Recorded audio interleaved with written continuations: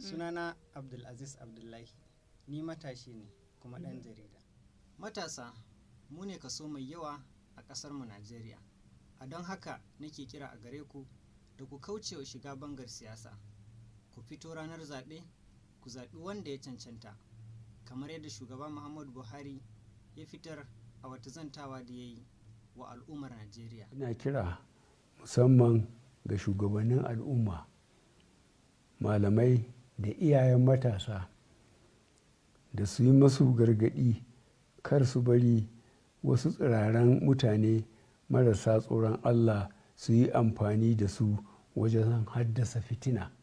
To kun ji sakon da shugaba Muhammadu Buhari ya isar, da fatar kun ji kuma kun gamsu. Kira ga 'yan uwana matasa da mu guji shiga bangar siyasa, musamman a wannan zaɓe da yake tafe na shekara ta 2023, domin matasa mu ne ƙashin bayan al'umma.